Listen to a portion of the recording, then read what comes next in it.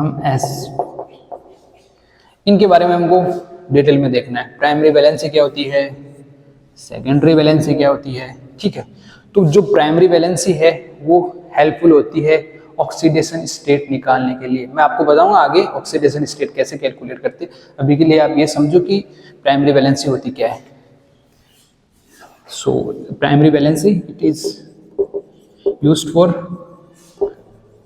Calculation of oxidation state. अगर आपको oxidation state नहीं निकालनी आती तो मैं बताऊंगा आपको आगे, लेकिन अभी के लिए आप समझो कि प्राइमरी वैलेंसी जब भी मैं कहूँ तो आपको आपके दिमाग में आना चाहिए कि हाँ हमको ऑक्सीडेशन स्टेट निकालनी है। और जब भी मैं सेकेंडरी वैलेंसी का नाम लूँ तो आपके दिमाग में आना चाहिए कि हमको यहाँ कोऑर्डिनेशन नंबर फाइंड आउट करना है। मैं कोऑर्डिनेशन नंबर भी बताऊंगा कैसे फाइंड आउट करेंगे। So it is used for calculation of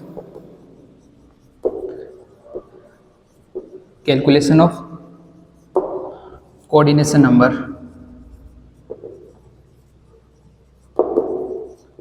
ठीक है। ये जब भी आई primary valency oxidation state find out करना है, और जब भी सेकेंडरी वैलेंसी का नाम है तो कोऑर्डिनेशन नंबर फाइंड आउट करना है। ये मैं आपको बता दूंगा। अगला जो पॉइंट है, ये जो प्राइमरी वैलेंसी है ये है एक आयनाइजेबल। सो अगला इसमें आपको पूछे क्या होता है, सो ये लिखना है it is ionisable and it is secondary value it is non ionisable.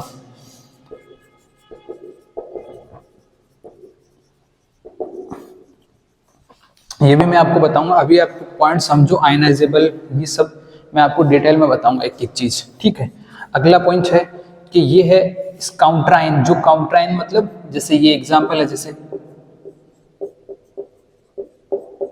ये है तो ये जो बाहर है K4 ये है काउंटराइन, तो ये सेटिस्फाई होती है काउंटराइन से, वो नॉट सेटिस्फाई होती है काउंटराइन। मतलब सेकेंडरी वैलेंसी जब भी कैलकुलेट करते हैं तो काउंटराइन का कोई रोल नहीं होता, ठीक है। So it is satisfied by counter-ion। जब भी हम ऑक्सीडेशन स्टेट निकालेंगे काउंटर-आयन का रोल होगा, जबकि जब भी सेकेंडरी वैलेंसी निकालेंगे काउंटर-आयन का कोई रोल नहीं होगा। It is not satisfied by counter-ion, ठीक है। ये चीज आपको ध्यान रखनी है। और अगला पॉइंट, ये जब भी बॉन्ड फॉर्म होगी तो ये आयनिक बॉन्ड ही फॉर्म करेगा। कौन सी primary valency, it forms ionic bond. और जबकि secondary valency it form coordination bond. Coordination bond जो आयनिक बॉन्ड फॉर्म होगी प्राइमरी वैलेंसी में वो नॉन डायरेक्शनल होगी। So it is non directional in nature, non directional in nature, and whereas secondary valence is directional in nature, it is directional in nature, ठीक है। तो देखो अब इनको हम एक एक करके सारे पॉइंट्स को डिस्कस करते हैं। देखो ऑक्सीडेशन प्राइमरी वैलेंसी यूजफुल होती है किसके लिए, टू कैलकुलेट ऑक्सीडेशन स्टेट। और secondary valency coordination number. It is ionisable जबकि वो नॉन आयनाइजेबल है। It is satisfied by counter ion, it is not satisfied by counter ion. It form ionic bond and it form coordination bond. It is directional and it is non directional, it is directional. अब देखो यहाँ जो term आई है oxidation state, ये कैसे calculate करते हैं ये मैं आपको सिखाता हूँ। ऑक्सीडेशन स्टेट कैसे कैलकुलेट करेंगे।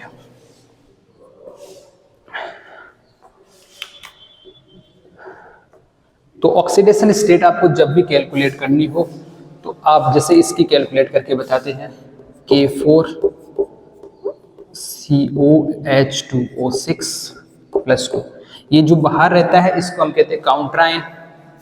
ये है सेंट्रल मेटल एटम, ये H2O है जो 6 है, ये है लिगेंड जो अपने lone pair of electron central atom को डोनेट करते हैं और कोऑर्डिनेशन बॉन्ड का फॉर्मेशन होता है, ठीक है। और ये +2 है, ये इसका चार्ज है, ठीक है।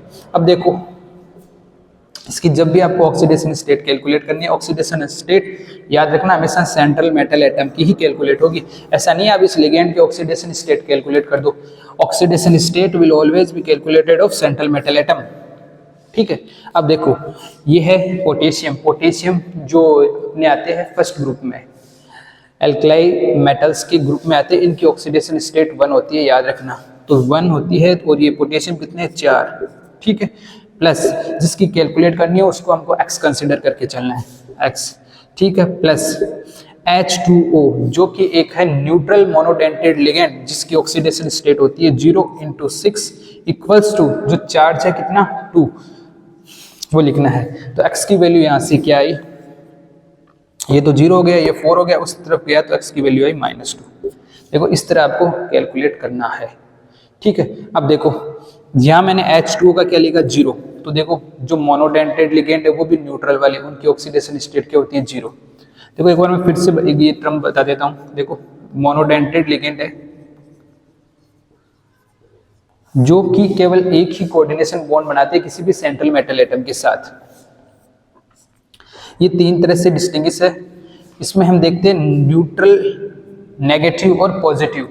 देखो न्यूट्रल की बात करें, जब भी आपको दिख जाए जैसे H2 हो गया, NH3 हो गया, ठीक है, PS3 हो गया, PPS3 हो गया, CO हो गया, NO हो गया, जब भी ये आपको दिख जाए ना तो इनको आपको ऑक्सीडेशन स्टेट 0 कंसिडर करनी है, मतलब ये न्यूट्रल होते हैं, इनके ऊपर कोई चार्ज प्रेजेंट नहीं होता। और जब आपको मोनोडेंटेड लिगेंड जो कि नेगेटिव वाले है, जितने भी आपको हैलोजन्स है, हैलोजन मतलब फ्लोरीन, क्लोरीन, ब्रोमीन, आयोडीन, ये जब भी आपको सामने आए तो इनकी लेके चलनी है -1, ठीक है। और जैसे ऐसे और जैसे एग्जांपल आपसे पूछे नेगेटिव की और बताओ, जैसे हाइड्रोक्साइड OH, H-, ठीक है, साइनाइड, आइसोसाइनाइड, थियोसाइनाइड, HCN-। तो ये सारे एग्जांपल हो गए न्यूट्रल के। पॉजिटिव आए तो पॉजिटिव के तो एज यूजुअल इतने यूजफुल नहीं होते, मेनली आपको ये 2 के याद रखने। पॉजिटिव के याद रखो तो NO+ और एक होता है NH2, NH3+, मेनली ये 2 ही आते हैं हमारे काम के, ठीक है। तो अब देखो ये है मोनोडेंटेड न्यूट्रल लिगेंड, तो इसकी कितनी ले ली 0। अगर यहीं मैं ऐसे लिख देता, यही एग्जाम्पल में ये मॉडिफाई करके हम ये कर देते, CO तो ये रहने देते और F6 कर देते, तब इसकी ऑक्सीडेशन स्टेट कैसे कैलकुलेट करते। बाहर वाला तो वैसे का वैसे रहेगा 1 × 4 + x सेंट्रल एटम की, प्लस यहाँ 0 की जगह क्या आ जाता -1।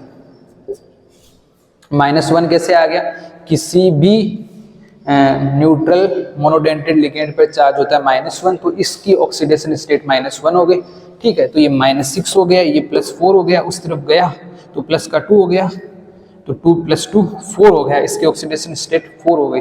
देखो ये चीज़ आपको ध्यान रखनी होगी, न्यूट्रल, मोनोडेंटेड, ये पॉजिटिव, ये लिगेंड्स को आपको पता होना चाहिए। ये तो मोनोडेंटेड था, एक बाइडेंटेड है, बाइडेंटेड, ट्राइडेंटेड, जो कि एग्जाम्पल है पॉलीडेंटेड लिगेंड के। जैसे बाइडेंटेड मतलब जिनकी डेंटिसिटी 2 होगी, मतलब जो 2 कोऑर्डिनेशन बॉन्ड फॉर्म करेंगे। जैसे जब भी आपको ये दिख जाए, ये चीज़ आपको ध्यान रखनी है, जब भी देखो ये दिख जाए आपको EN, ethylene diamine, ethylene diamine, इसकी स्ट्रक्चर ये, जब भी आपको ये दिख जाए तो ये यहाँ ऐसा लिखा होगा EN।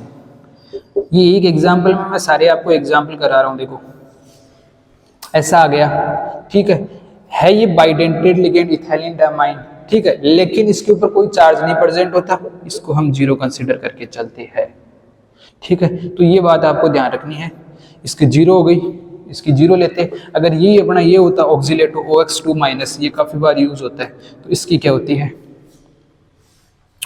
ऑक्सीलेटो C2O4 2 नेगेटिव, ऐसा भी लिखा हो सकता है ये। तो इसके ऊपर देखो चार्ज कितना होता है -2, इसकी स्ट्रक्चर देखो ऐसे बनती है ये,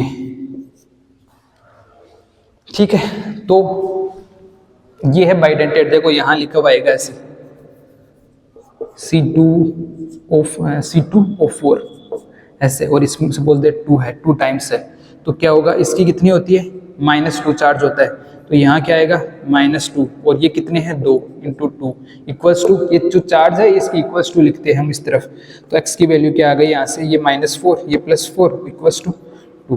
तो इस तरह आपको ऑक्सीडेशन स्टेट कैलकुलेट करनी है किसी भी एग्जाम में। आपको लास्ट में बहुत सारे एग्जांपल्स कराऊंगा, लेकिन आपको ये बात ध्यान रखनी है।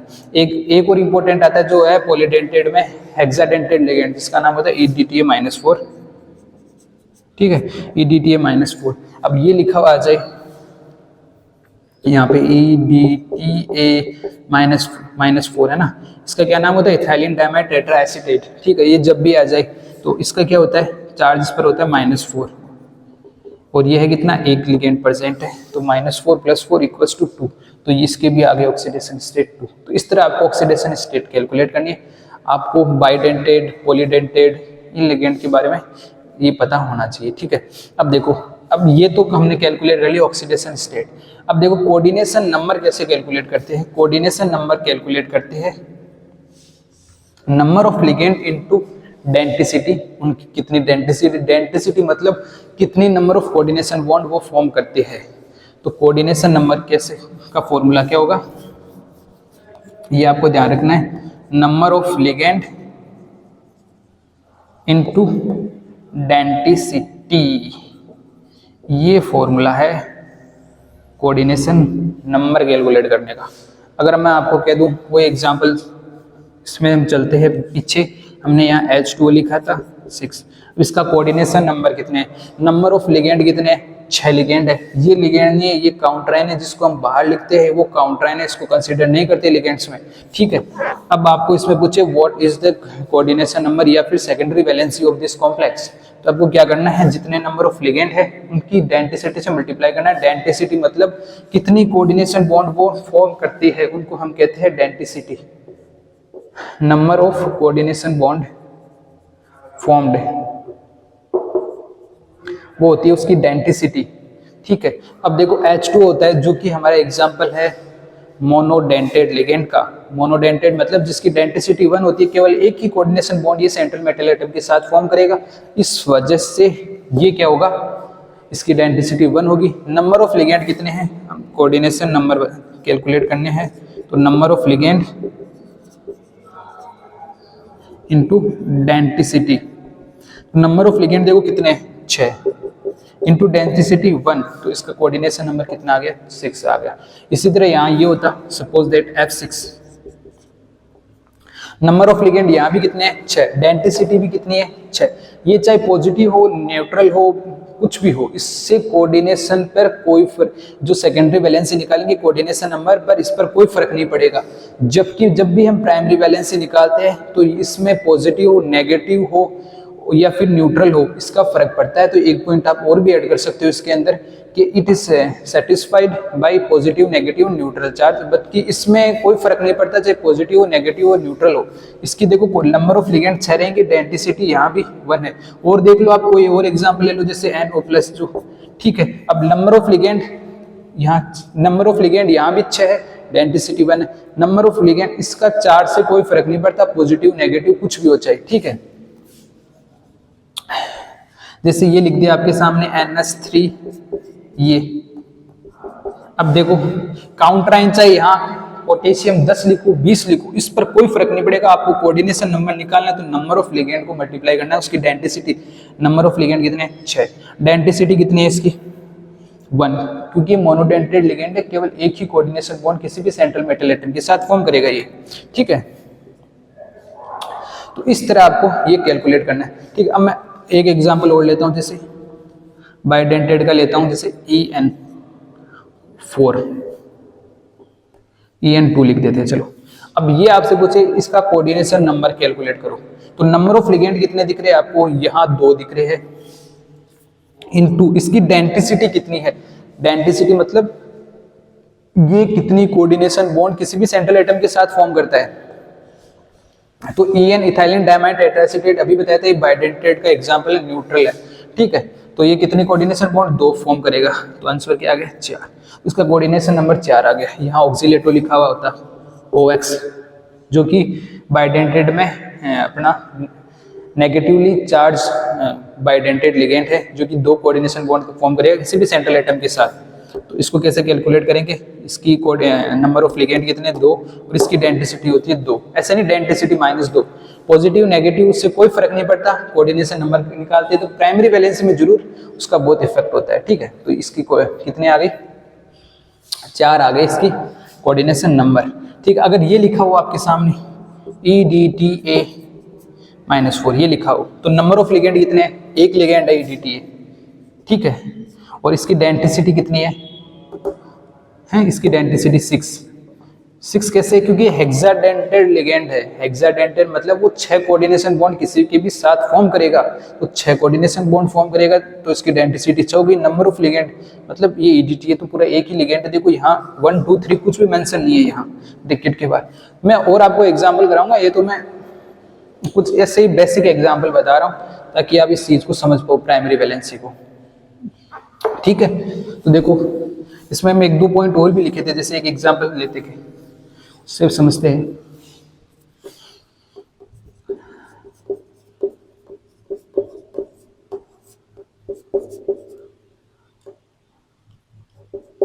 ये हमारे पास एग्जाम्पल है। अब इसके अंदर हमने प्राइमरी वैलेंसी में और जो पॉइंट मेंशन किए थे, इट इज सेटिस्फाई बाय काउंटराइन। तो जब भी कोऑर्डिनेशन नंबर निकालते हैं तो काउंटराइन को हम मेंशन करते हैं। देखो इसका आपको निकालनी है प्राइमरी वैलेंसी और सेकेंडरी वैलेंसी, तो कैसे फाइंड आउट करोगे, तो इसकी प्राइमरी वैलेंसी देखो कैलकुलेट करते हैं पहले। पोटेशियम क्या होती है, पोटेशियम की 1 होती है ना, और ये कितने हैं 2, 1 × 2 प्लस सेंट्रल एटम की जिसकी कैलकुलेट करते हैं उसको x कंसीडर करते हैं, प्लस ये क्या है अमोनिया, अमोनिया की कितनी होती है, ये है न्यूट्रल मोनोडेंटेड लिगेंड 0 होती है, 0 × 6 इक्वल्स टू, जो ये हमारा ब्रैकेट के बाहर ऊपर होता है इसको इक्वल्स टू लिखते हैं +4, तो x की वैल्यू यहाँ से क्या आई +2। ठीक है, ये हमारी क्या हो गई ऑक्सीडेशन स्टेट। ठीक है, अब इसकी सेकेंडरी वैलेंसी कैसे कैलकुलेट करेंगे, coordination number, number of ligand कितने 6 × डेंसिटी, ये है मोनोडेंटेड लिगेंड अमोनिया, तो इसकी डेंसिटी 1 होती है तो ये 6 आ गया। ठीक है, ये 2 आ गया, ये 6 आ गया, प्राइमरी वैलेंसी 2 है, सेकेंडरी वैलेंसी 6 है। अब देखो इसके अंदर जो मैंने पॉइंट लिखाए थे कि it is satisfied by the counterion. अब देखो यहाँ काउंटराइन, यहाँ पोटेशियम 2 है तो यहाँ एक इफेक्ट पड़ रहा है इसकी ऑक्सीडेशन नंबर पर, लेकिन यहाँ सेकेंडरी वैलेंसी पर कोई इफेक्ट नहीं पड़ रहा है। ये पोटेशियम हटा भी दो, अगर मैं पोटेशियम हटा भी दूं तो सेकेंडरी वैलेंसी तो 6 रहेगी, लेकिन यहाँ प्राइमरी वैलेंसी चेंज होके ये यहाँ से ये हटके और x की वैल्यू क्या आ जाएगी 4 आ जाएगी। लेकिन यही मैं बता रहा हूँ कि जो काउंटराइन है ये प्राइमरी वैलेंसी को अफेक्ट करता है, जबकि सेकेंडरी वैलेंसी को कोई इफेक्ट नहीं करता। ये वापस लिख देता हूँ मैं, है ना। ठीक है, तो ये एक पॉइंट ये लिखाया था, और क्या पॉइंट लिखाया था कि ये जो है आयनिक बॉन्ड फॉर्म करता है जबकि वो कोऑर्डिनेशन बॉन्ड फॉर्म करता है। ये कैसे होगा, देखो इसकी स्ट्रक्चर बना के बताता हूँ। इसकी स्ट्रक्चर पूछे, ये ऑक्टाहेड्रल स्ट्रक्चर फॉर्म करेगा जो हम आगे डिस्कस करेंगे इसके बारे में। ये आयरन है, सेंट्रल मेटल एटम, और NH3 अमोनिया कितने 6, NH3 NH3 NH3 NH3 NH3 and NH3। ठीक है, अब ये 6 के 6 अमोनिया सेंट्रल एटम को क्या डोनेट कर रहे हैं, अपने लोन पेयर ऑफ इलेक्ट्रॉन। तो यहाँ जो ये बॉन्ड फॉर्म कर रही है ये है कोऑर्डिनेशन बॉन्ड। ठीक, और ये जो K2 लिख रखा है ना हमने, ये काउंटराइन, ये आयनिक बॉन्ड फॉर्म करता है, इसको हम डैश डैश से, ये आप हाँ भी लगा सकते हो। ये देखो ये, तो ये तो आयनिक बॉन्ड है डैश वाली, और ये जो डॉट डॉट वाली ये तो आयनिक बॉन्ड है। ये जो स्ट्रेट लाइन डैश कंप्लीट लिख रखी है वो है अपनी कोऑर्डिनेशन बॉन्ड। ठीक है, तो एक पॉइंट ये भी आप इसमें मेंशन कर सकते हो कि it is represented by dash dash this line and it is by the complete line, full line. ठीक है, ठीक। तो और क्या बताया था इसमें कि ये डायरेक्शनल होता है। देखो जब भी ये अपने अमोनिया है ये अपने lone pair of electron central atom को डोनेट करते तो इनकी एक डायरेक्शन होती है ऐसे, जबकि काउंटराइन होते ये कभी भी अपने lone pair of electron ammonia को डोनेट नहीं, सेंट्रल एटम को डोनेट नहीं करते, ये केवल इनके साथ आयनिक बॉन्ड फॉर्म करते। ऐसा भी जरूरी नहीं है ये पोटेशियम है यहाँ भी लगा सकते हैं, वो इनकी कोई फिक्स पोजीशन नहीं होती, जबकि इनकी एक फिक्स जो ज्योमेट्री होती है वो होती है, जबकि इनकी कोई ज्योमेट्री नहीं होती है। पोटेशियम को कहीं भी लगा सकते हो जो कि एक काउंटराइन है। ठीक है, तो ये जो मेन पॉइंट्स है ना वर्नर्स थ्योरी ने जो कहा था वो मैंने आपको बता दिया। ठीक है, अब एक दो एग्जाम्पल और देखते हैं। जैसे ये लिख दिया इसकी आपको निकालनी है प्राइमरी और सेकेंडरी वैलेंसी। देखो प्राइमरी वैलेंसी निकालते हैं और सेकेंडरी वैलेंसी निकालते। प्राइमरी वैलेंसी मतलब ऑक्सीडेशन इसकी स्टेट निकालते। तो जिसकी निकालनी हो जो क्या है हमारा सेंट्रल एटम, उसकी एक्स कंसीडर करनी है एक्स प्लस। ये अमोनिया क्या है मोनोडेंटेड लिगेंड है जो कि है न्यूट्रल, तो इसकी होती है 0 ऑक्सीडेशन स्टेट प्लस इंटू 6 6 है। यहाँ ये है क्या फ्लोरीन क्लोरीन ब्रोमीन जो हेलोजन फैमिली होती है जो कि मोनोडेंटेड होती है लेकिन ये होती है नेगेटिवली चार्ज, तो इन पर -1 आता है तो -1 इंटू 3, तो x की वैल्यू क्या आ गई 3, वो भी प्लस का। तो इसकी प्राइमरी वैलेंसी या यू के तो ऑक्सीडेशन स्टेट वो है +3। अब इसकी सेकेंडरी वैलेंसी हम कैलकुलेट करते हैं। सेकेंडरी वैलेंसी कैसे कैलकुलेट करते हैं नंबर ऑफ लिगेंड इंटू उसकी डेंसिटी। नंबर ऑफ लिगेंड कितने 6 इंटू उसकी डेंसिटी कितनी है 1, तो इक्वल्स टू क्या है 6। इस तरह आपको कैलकुलेट करना है। और इसकी स्ट्रक्चर कैसे बनेगी, ये जो अमोनिया तो ले रखा है हमने, यहाँ Cl क्लोरीन है, तो ये जो 3 क्लोरीन है ये आप कहीं भी एडजस्ट कर सकते हो पूरी स्ट्रक्चर में, वो कोई नेसेसरी नहीं है कि पर्टिकुलर उसी जगह पे हो। ठीक है, तो अब आपको समझ में आ गया। अब मैं आपको बहुत सारे एग्जाम्पल कराऊंगा प्राइमरी और सेकेंडरी वैलेंसी के। ठीक है, तो इसमें आपने प्राइमरी वैलेंसी जब भी आपको कैलकुलेट करें, इसमें ऑक्सीडेशन स्टेट, इसमें कोऑर्डिनेशन नंबर, ऑक्सीडेशन स्टेट हमको ऐसे कैलकुलेट करनी है। आपको पता होना चाहिए मोनोडेंटेड बाइडेंटेड पॉलीडेंटेड वो न्यूट्रल है या नेगेटिव है, और जबकि coordination number number of ligand into उसकी डेंसिटी। ठीक है, और इसके बाद में ये आयनाइजेबल होते हैं नॉन आयनाइजेबल होते हैं। It is satisfied by the counter ion, it is not satisfied by the counter ion. क्योंकि देखो इस पर जब भी हम सेकेंडरी वैलेंसी निकालेंगे इस पर कोई फर्क नहीं पड़ता ये क्लोरीन कितने हो 10 हो 20 हो, हम इसका सिर्फ नंबर ऑफ लिगेंड इनटू उसकी डेंसिटी से मल्टीप्लाई करते हैं। ठीक है, और जबकि ये आयनिक बॉन्ड फॉर्म करते हैं ये काउंटर आयन, और ये जो अपने जो लिगेंड है ये कोऑर्डिनेशन बॉन्ड फॉर्म करते हैं। ठीक है, ये कुछ बातें थी प्राइमरी और सेकेंडरी वैलेंसी के बारे में। ठीक है, अब मैं आपको कुछ एक एग्जांपल कराता हूँ। आप वीडियो को पॉज करो और पहले खुद करो, है ना, फिर आप आगे वीडियो देखो।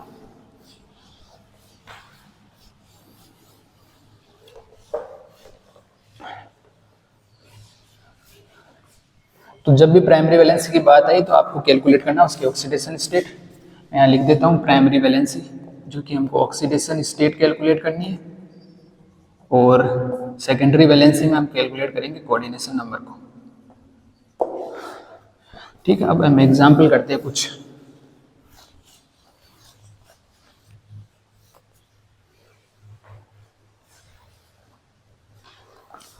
मैं लाइट ऑन कर देता हूँ।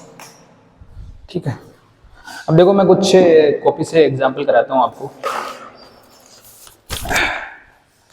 आपको करना है क्या है, वीडियो को पॉज करना है, पहले आप खुद करने की ट्राई करो। ठीक है, अब देखो जैसे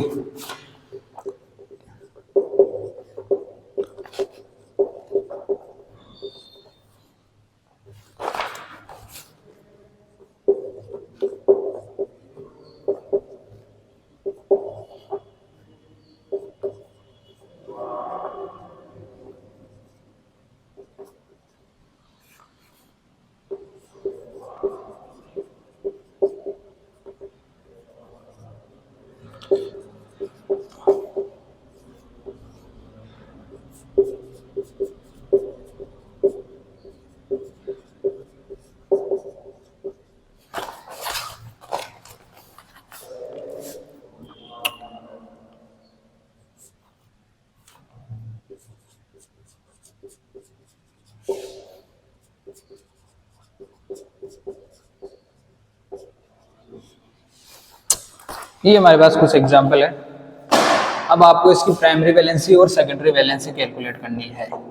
प्राइमरी वैलेंसी मतलब आपको इसका ऑक्सीडेशन स्टेट करनी है कैलकुलेट, और सेकेंडरी वैलेंसी मतलब इसका कोऑर्डिनेशन नंबर कैलकुलेट करना है।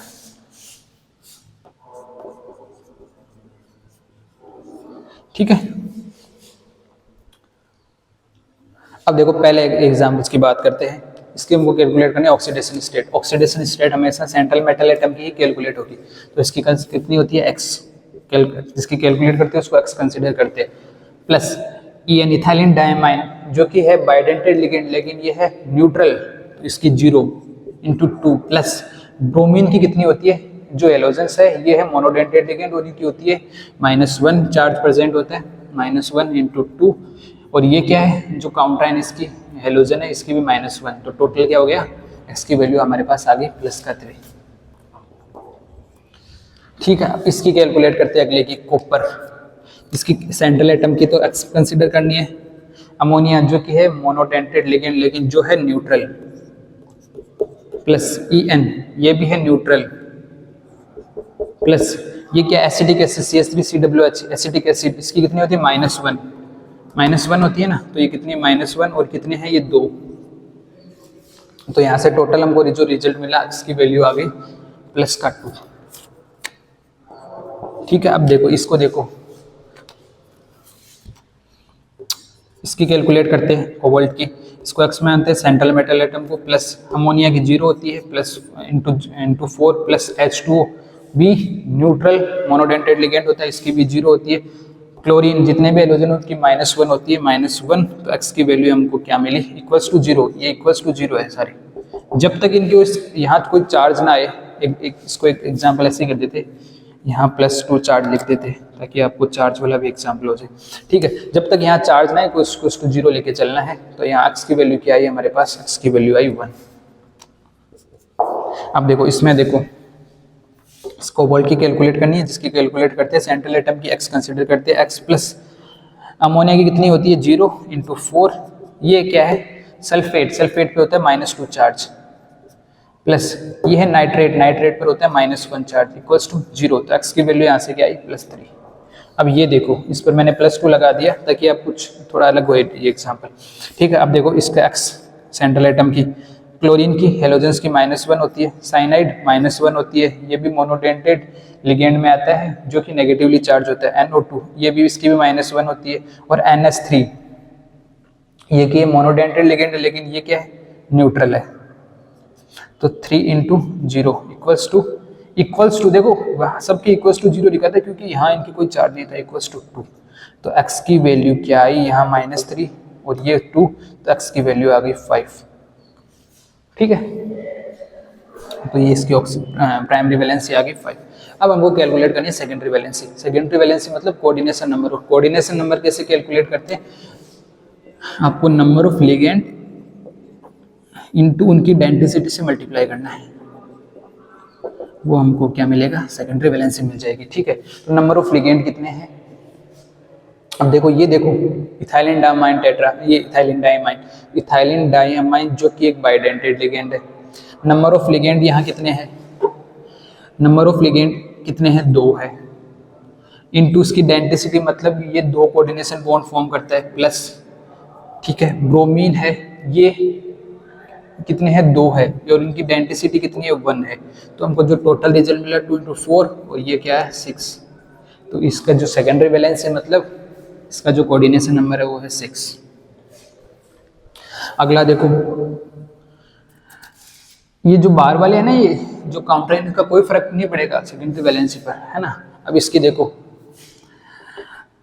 अमोनिया, इसमें ये भी नहीं देखना ये नेगेटिव और पॉजिटिव, वो केवल आपको प्राइमरी वैलेंसी में देखना है। आपको ये ध्यान रखना चाहिए नंबर ऑफ लिगेंड कितने हैं जो आप देख सकते हो, इनटू उनकी डेंसिटी कितनी है। नंबर ऑफ लिगेंड यहाँ मेरे को 2 दिखाई दे रहे हैं, इनटू इसकी डेंसिटी 1 होती है, प्लस इथाइलिन डायमाइन इसकी नंबर ऑफ लिगेंड 1 है, इसकी डेंसिटी 2 है, तो टोटल आंसर आया 4। तो इसकी प्राइमरी सेकेंडरी वैलेंसी हो गई 4।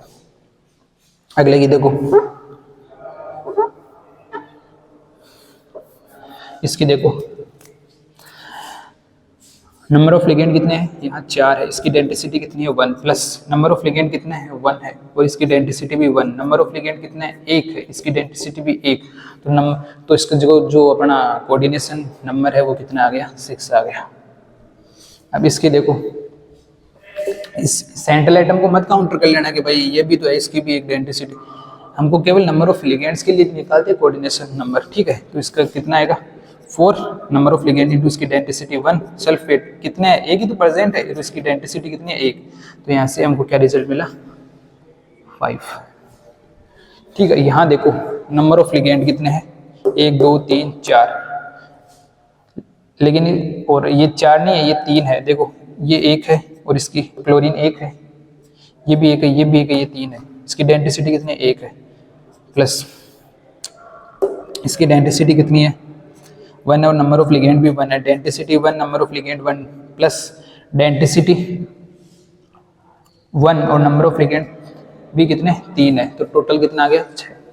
तो हमको क्या मिल गया सेकेंडरी वैलेंसी 6। देखो चार्ज का इस पर कोई फर्क नहीं पड़ेगा, कितना 10 हो 20 हो चार्ज, अपन को नंबर ऑफ लिगेंड निकालने हैं सेकेंडरी वैलेंसी कैलकुलेट करने के लिए। तो ये था बर्नर थ्योरी के बारे में। थोड़े थोड़े और एग्जाम्पल देता हूँ मैं, जैसे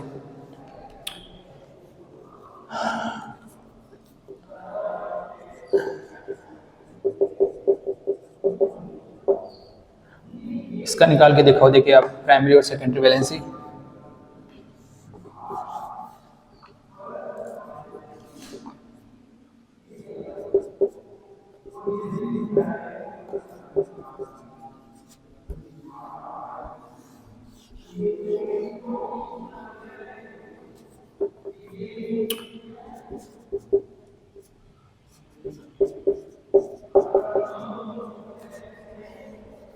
निकालो, वीडियो को पॉज करने की जरूरत नहीं है, साथ के साथ निकाल सकते हो आप। अब आपको मेरे को लगता है समझ में आ गई।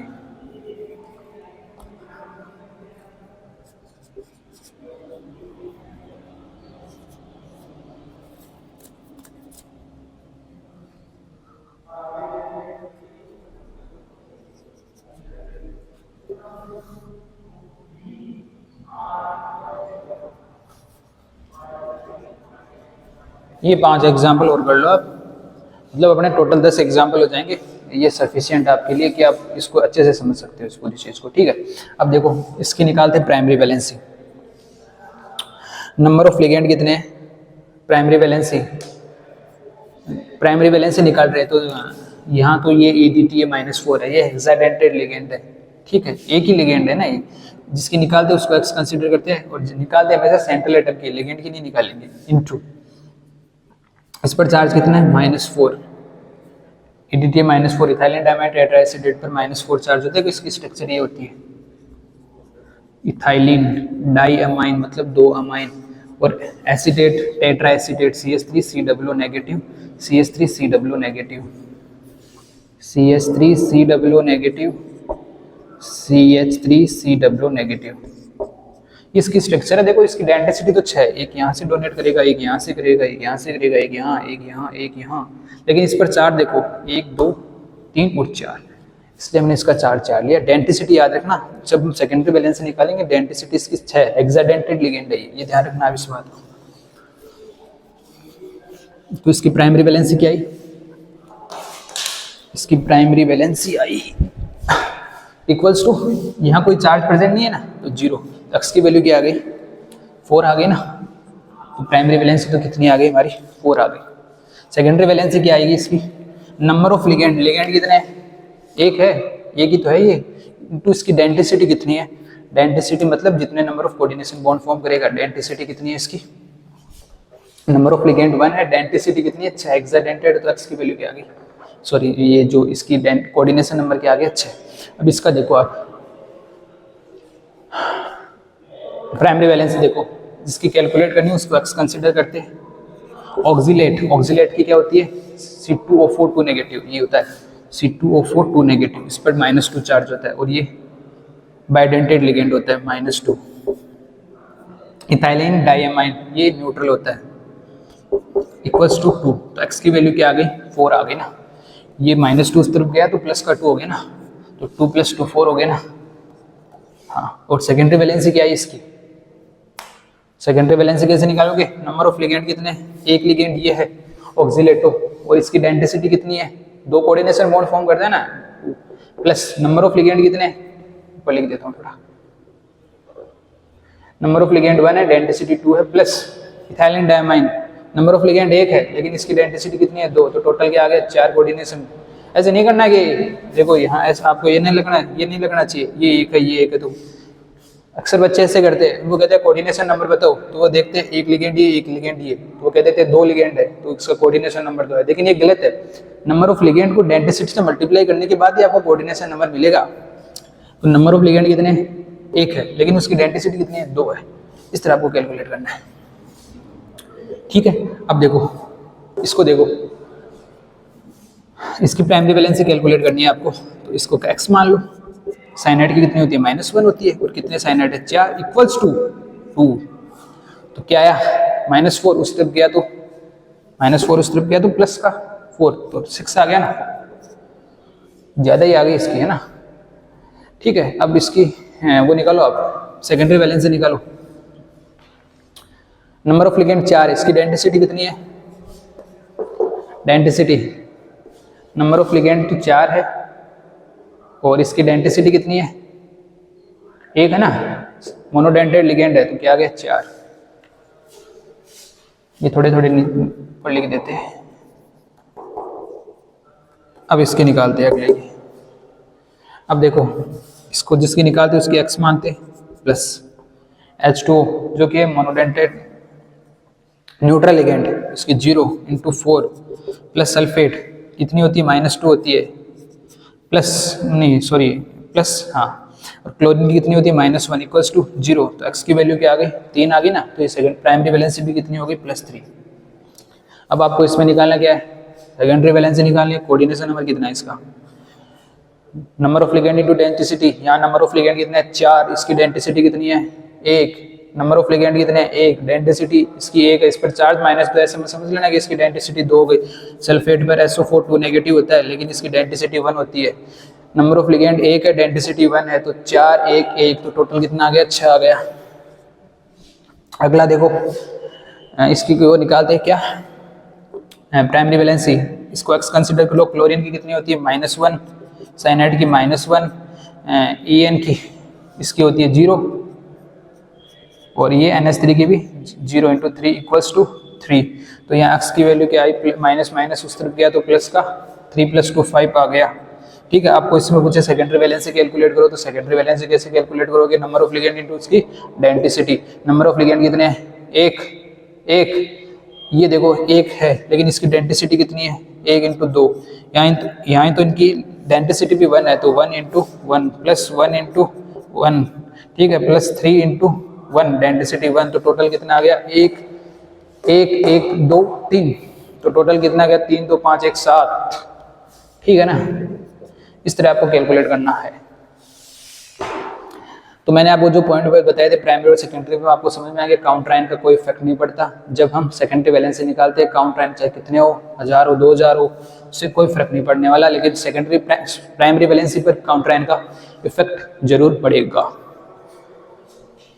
ठीक है, ये तो था इसके बारे में, वन नॉट थ्योरी के बारे में। 2 टाइप की वैलेंसी होती है, प्राइमरी सेकेंडरी। ठीक है, अब हम आगे चलते हैं। इसमें ये प्राइमरी ये अपनी प्राइमरी और सेकेंडरी वैलेंसी कंप्लीट हो गई, वन नॉट थ्योरी कंप्लीट हो गई। अब इसमें हम देखते हैं एक टॉपिक आता है कंडक्टेंस। कंडक्टेंस कैसे कैलकुलेट करते हैं वो देखेंगे हम। तो मैं उम्मीद करता हूँ आपको वन नॉट थ्योरी समझ में आ गई होगी।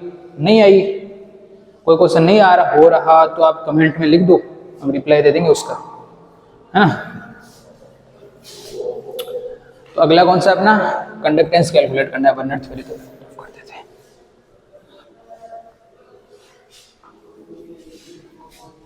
अब हम देखते हैं कंडक्टेंस।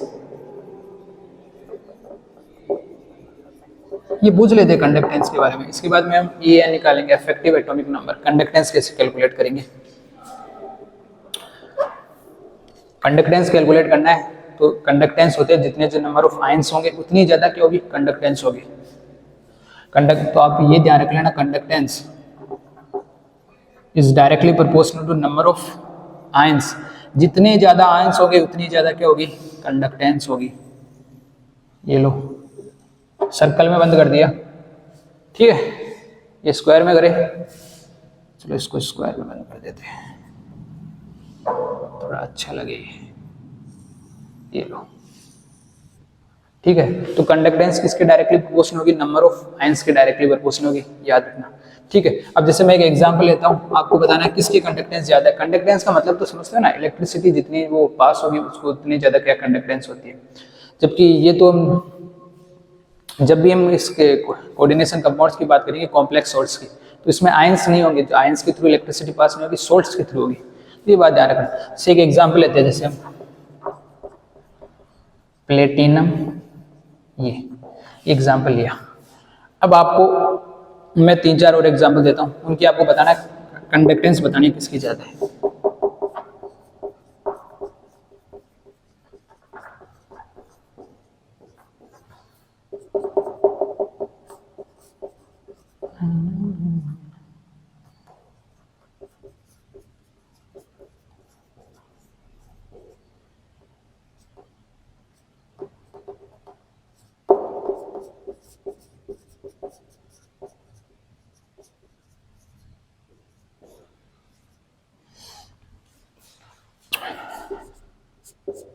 आपसे ये पूछा गया है कि कंडक्टेंस का ऑर्डर में बताओ किसकी कंडक्टेंस ज्यादा है, किसकी कंडक्टेंस कम है। बता सकते हो, नंबर ऑफ आयंस के डायरेक्टली प्रोपोर्शनल है, तो नंबर ऑफ आयंस जितने होंगे उतनी ही ज्यादा क्या होगी कंडक्टेंस। इसको ब्रेक करोगे तो कैसे ब्रेक होगा ये देखो, क्रॉस रूल पता है ना, इस पर कितना एक है, इस पर 4 है, तो ये ऊपर तो जाएगा, तो ये क्या बनेगा प्लेटिनम NH3 6, और इस पर पूरे जो कोऑर्डिनेशन स्पेयर है इस पर क्या आ जाएगा प्लस का 4। और आपको पता होगा हेलोजेंस पर हमेशा नेगेटिव चार्ज आता है, और हेलोजन ये क्लोरीन कितने हैं 4। नंबर ऑफ आपको आयंस पूछे कितने हैं, एक तो ये रहा पूरा, और 4 क्लोरीन माइनस किए तो टोटल कितने आ गए 5 आयंस हो गए हमारे पास। अगला देखो, अगला देखो ये ब्रेकडाउन कैसे होगा। देखो इनका ये जो अपना कोऑर्डिनेशन स्पेयर के अंदर जो ये नंबर ऑफ लिगेंड्स है इनका कोई फर्क नहीं पड़ेगा, आपको केवल काउंटर आयन पर ध्यान देना है।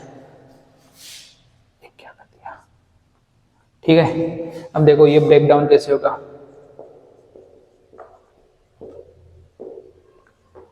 इस पर क्या आ जाएगा +3 आ जाएगा, और क्रॉस लग के 3Cl-, तो टोटल कितने आ गए, एक तो पूरा ये हो गया आयन, और 3 क्लोरीन के हो गए माइनस के, तो टोटल कितने आ गए 4 आयंस हो गए। देखो जितने जितने कंडक्टेंस इंक्रीज होगी, सॉरी जैसे जैसे नंबर ऑफ आयंस इंक्रीज होंगे कंडक्टेंस इंक्रीज होगी, क्योंकि नंबर ऑफ आयंस के डायरेक्टली प्रोपोर्शनल होती है कंडक्टेंस। ये ब्रेकडाउन कैसे होगा,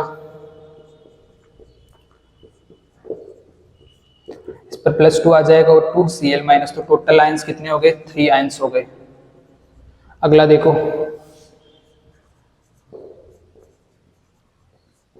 ये ब्रेकडाउन कैसे होगा, इस पर क्या आ जाएगा +1 और क्लोरीन पर क्या आ जाएगा -1, तो टोटल आयंस कितने हो गए 2 आयंस। ये ब्रेकडाउन कैसे होगा, इसके बाहर तो कोई काउंटर आयन ही नहीं है, ये तो न्यूट्रल है, तो ये ध्यान रखना ये ब्रेकडाउन ही नहीं होगा, तो इसकी कंडक्टेंस मतलब इसके पास तो 0 आयंस है, ये इलेक्ट्रिसिटी कंडक्ट ही नहीं करेगा। तो मैं आपको ऑर्डर पूछूं, ऑर्डर ऑफ कंडक्टेंस, तो क्या बताओगे सबसे ज्यादा किसका है, फर्स्ट का है, क्यों इसके पास कितने आयंस है 5 आयंस है। फिर किसका है सेकंड का, फिर किसका है थर्ड का, फिर किसका है फोर्थ का, और फिफ्थ का तो सबसे कम है, तो इलेक्ट्रिसिटी कंडक्ट ही नहीं करेगा। तो ये चीज़ आपको ध्यान रखनी है, ठीक है। अगर ये काउंटर आयन मैंने यहाँ बाहर लगा दिए, ये जो काउंटर आयन है ये इस तरफ है ना, राइट साइड में लेफ्ट साइड में लगा दिए, जैसे K4 K3 K2 K ऐसे, तो कैसे ब्रेक डाउन होगा ये देखो, हेलोजेंस पर तो हमेशा -1 आएगा, लेकिन जो पोटेशियम क्या मेटल है, फर्स्ट एल्कलाइन मेटल्स में आता है ना फर्स्ट ग्रुप में, तो इस पर क्या आएगा +4। तो देखो ये ब्रेक कैसे होगा, तो इसमें भी क्रॉस रूल लगेगा, पोटेशियम पर तो क्या आ जाएगा K+, और इस जो कोऑर्डिनेशन इस पर क्या आ जाएगा -4, तो पोटेशियम कितने 4, ये इस पर क्या आ जाएगा -4, तो टोटल आयन देखो 5 है यहाँ पे, 4 पोटेशियम प्लस के और एक ये पूरा, ऐसे मत कर लेना इसका -4 है तो ये भी 4 होगा, ये नहीं, देखो ये ऐसे है K+4 है, तभी तो इसकी स्टैचोमेट्री हमने 4 लिख रखी है, और ये तो पूरा एक ही है, देखो इसकी स्टैचोमेट्री 1 है इस तरह। अब ये देखो इसके ये कैसे ब्रेक होगा,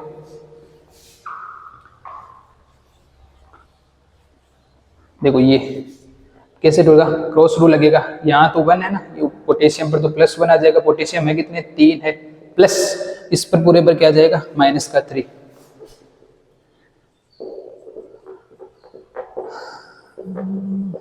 तो कितना आ गया टोटल आयन 3 आ गए, ठीक है। अब ये इसमें कैसे लगेगा क्रॉस रूल, यहाँ 1 है तो पोटेशियम पर कितने 2K+ हो जाएंगे, ये समझ में आ रहा है 2 3 कैसे लिख रहा हूँ, क्योंकि पोटेशियम तो 3 है, यहाँ कितने पोटेशियम है 2 है, तो ये क्या आ जाएगा, इसको क्रॉस रूल लगेगा ना, इस पर कौन सा चार्ज आ जाएगा, इस पर -3 है, इस पर क्या आ जाएगा -2, तो टोटल लाइन कितने हो गए 2 + 1 3 हो रहे, तो कंडक्टेंस का ऑर्डर वही रहेगा जो पहले था, ठीक है। ये बात याद रखना, पोटेशियम हो गए इन पर हमेशा जो मेटल है इन पर प्लस आएगा, जो नॉन मेटल है इन पर माइनस आएगा, ठीक है। अब इसमें देखो पोटेशियम पर तो क्या आ जाएगा +1, और इस पर क्रॉस रूल लगेगा ना, तो इस पर क्या आ जाएगा -1, ये जो पूरे डब्बे इस पर माइनस, तो टोटल लाइन क्या एक पोटेशियम एक इसका, तो टोटल 2 हो गए, तो कंडक्टेंस का ऑर्डर यही रहेगा, आप कोई सा क्वेश्चन कर लो फॉर्मेट यही रहेगा, और क्वेश्चन कराने का कोई मतलब नहीं, ठीक है। अब हम चलते हैं इफेक्टिव एटॉमिक नंबर कैसे कैलकुलेट करते हैं, अगला टॉपिक। अगर आप ये कह दो कि अगर सपोज दैट इसके इसके टोटल कितने 4 आयन है, 3 इसके 1 इसका, तो टोटल 4। हाँ अगर आप ये कह दो कि suppose that number of ions इसके मान लो सपोज दैट 5 इक्वल आ गए, तो कैसे कैलकुलेट करोगे? तो एक चीज और याद रख लेना, नंबर ऑफ कंडक्टेंस है ये डायरेक्टली पर इनवर्सली प्रोपोर्शनल होती है number of size of ion. वो कंडक्टेंस है ना ये अपनी, ये इनवर्सली प्रोपोर्शनल होती है साइज ऑफ आयन। कौन से मीडियम में? एक्वस मीडियम में। ठीक है, वैसे तो इतना नहीं पूछते, लेकिन पूछे तो आप ध्यान रख लेना ये बात, inversely size of ion in aqueous medium. ठीक है, तो ये कंडक्टेंस है, आपको डायरेक्टली इसमें ये देखना है कि कितने पार्ट में टूटेगा और इसकी क्या होगी कंडक्टेंस। ठीक है, अब आगे चलते हैं हम EAN कैसे कैलकुलेट करते हैं। EAN मतलब इफेक्टिव एटॉमिक नंबर।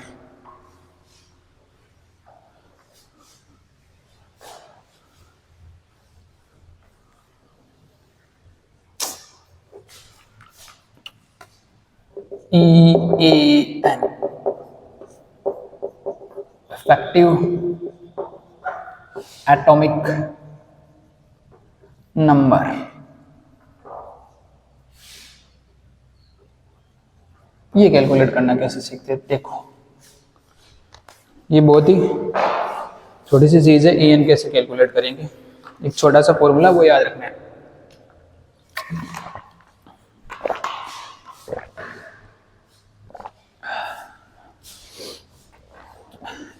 जबकि आपको हाँ पहली बात है EAN कैलकुलेट करने की जरूरत क्या हुई।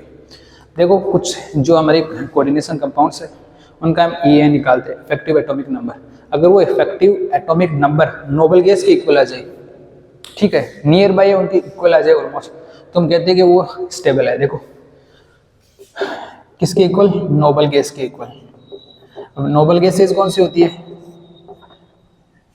उनके एटॉमिक नंबर के इक्वल आने चाहिए। जैसे हीलियम 2 पर आता है 2, 10, 18, 36, 54, 86 ऐसे।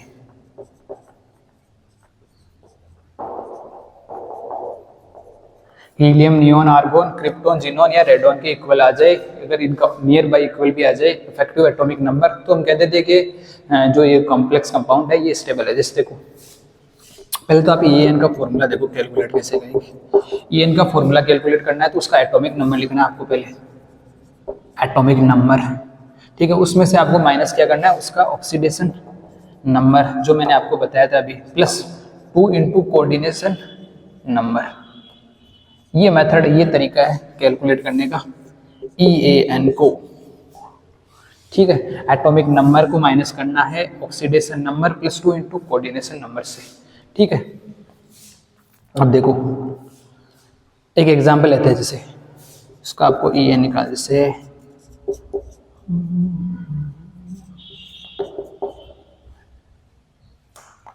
ठीक है ये हमारे पास, तो इसका आपको निकालना है EAN।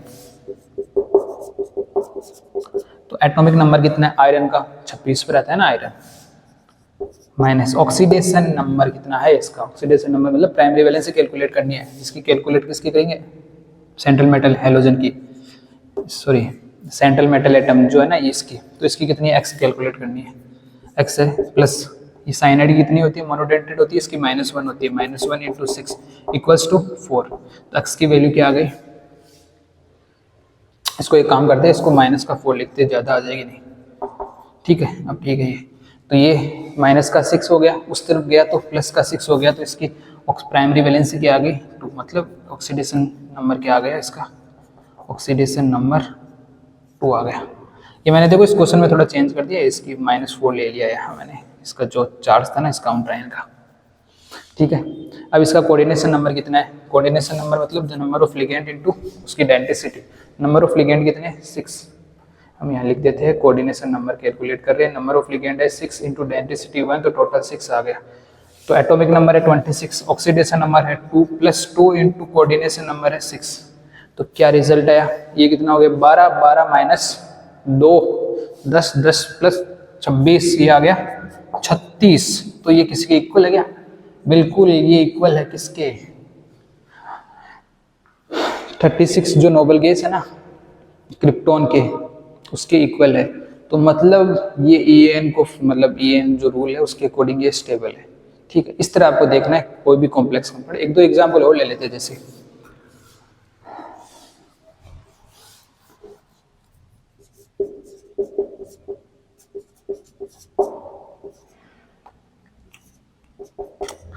ये लो, ऐसा आ गया आपके सामने। तो पहले क्या निकालना है, निकल कितने पर आता है, आयरन के बाद में आता है निकल 27 पर। ठीक है, इनटू माइनस क्या करना है, माइनस इसकी ऑक्सीडेशन नंबर कितनी है, ऑक्सीडेशन नंबर इसकी सेंट्रल मेटल की X प्लस ये क्या है H2 neutral monodentate ligand 0 into 4 equals to 2। तो X की वैल्यू क्या आ गई 2, तो ये हमने लिख दी यहाँ पे प्राइम ऑक्सीडेशन नंबर 2। और इसकी कोऑर्डिनेशन नंबर क्या, नंबर ऑफ लिगेंड कितने 4, इसकी डेंसिटी कितनी है 1, तो 2 इंटू 4, तो इसका कोऑर्डिनेशन नंबर 4 ही आ रहा है ना। तो टोटल रिजल्ट क्या आया, ये कितनी हो गई 8, 8 माइनस 6, नहीं 6 कहाँ, ये 8 हो गए, 8 माइनस 2 तो 6 बचे ना, 6 के इसको मैं 27 में प्लस करना है, तो कितना हो गया 27 प्लस 6, तो ये अपना हो गया 33। ठीक है, अब देखो 33 तो है नहीं, नियर बाई भी नहीं है, तो ये क्या है EAN रूल के अकॉर्डिंग अनस्टेबल है। अगर इसको मैं यहाँ बहुत यहाँ इसको मैं 6 कर दूं तो कोई फर्क पड़ेगा, EAN के इक्वल आएगा क्या। अब क्या होगा, ऑक्सीडेशन नंबर क्या होगी, तो भी इसको तो मोनोडेंटेड न्यूट्रल लिगेंड इसकी तो 0 है, प्लस 2 के इक्वल ही होगी, इंटू 2 इंटू कोऑर्डिनेशन नंबर कितने 6 है ना। ये फॉर्मूले में लिख रखा है 2, ये आपको ध्यान रखना है, ये मत सोचना है 2 बार बार कहाँ से लिख रहे हैं, फॉर्मूला ये। तो कितना होगा 27 माइनस 2 25, 25 प्लस 12, 25 प्लस 12 हो गया ना, 25 प्लस 12 तो कितने हो गए, ये हो गए 37। अभी भी कम पड़ रहा है, अगर मैं इसको अब पड़ जाएगा इक्वल, ये लो ये कर दिया। वैसे ये तो मैंने करके बताया, ये तो आप भी पूछेंगे क्या ये EAN रूल को फॉलो करता है, नहीं करता, ये तो मैंने बताया कि देखो ये ऐसे हो गया, ये 36 आ गया। आपको ऐसे ट्राई नहीं करना कि यहाँ इसको +1 करके इसको इक्वल करना है, ऐसे कोई जरूरी नहीं है। एक दो एग्जाम्पल और ले लेते हैं।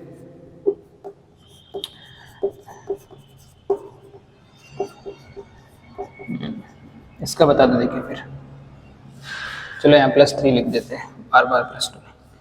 मैग्नीज का एटॉमिक नंबर कितना होता है 25, इसकी ऑक्सीडेशन स्टेट कितनी है, number of ligand 6 into number of ligand 6, oxidation number निकाल रहे हैं ना, तो इसके तो X मान लिए प्लस नंबर ऑफ लिगेंड कितने हैं यहाँ पे 6 है, लेकिन वो सारे क्या है मोनोडेंटेड लिगेंड है, तो 0 इंटू 6 इक्वल्स टू ब्रैकेट के जो बाहर है उसको उस तरफ से +3। ये मैंने बता दिया आपको पहले ऑक्सीडेशन नंबर, ये आपको नहीं आया तो फिर आप मेरे को कमेंट करके बता देना, मैं और डिटेल में बता दूंगा इसको, है ना। तो कितना आया 3 आ गया ना, तो ये -3 करना है, oxidation number +2 into coordination number, coordination number कितने 6, डेंसिटी तो 1 है ना अमोनिया की, तो ये कितना आ गया 2 इंटू 6, तो कितना आ गया 25 माइनस 3 इंटू +12, तो 25 में से 3 घटाए तो कितने आए 22, और 22 में 12 जोड़ेंगे तो कितने आएंगे 34। ठीक है, तो ये EAN रूल के अकॉर्डिंग ये स्टेबल नहीं है। इस तरह आपको सिंपली ये देखना है EAN रूल, ये फॉर्मूला ये याद रखना है आपको, बस आप तो बस ये फॉर्मूला याद रख लो, इससे आपका काम बन जाएगा। EAN रूल के जितने भी क्वेश्चन है वो सारे आपसे इस फॉर्मूले से इजीली हो जाएंगे। ठीक है, तो ये रहा अपना EAN रूल। ठीक है, तो इसमें हमने क्या क्या सीखा इतनी देर में, primary valency, secondary valency, Werner theory के अकॉर्डिंग कैलकुलेट करना देखा, फिर हमने कंडक्टेंस देखा, जितने नंबर ऑफ आयंस होंगे उतनी ज़्यादा कंडक्टेंस होगी, फिर देखा EAN rule, effective atomic number मतलब नियर बाय नोबल गैसेस की इक्वल होंगी। ठीक है, तो वो स्टेबल होगा। तो आज के लिए इतना ही समाप्त करते हैं वीडियो को, अगले वीडियो में हम IPSC नोमेनक्लेचर को देखेंगे, तब तक के लिए बाय।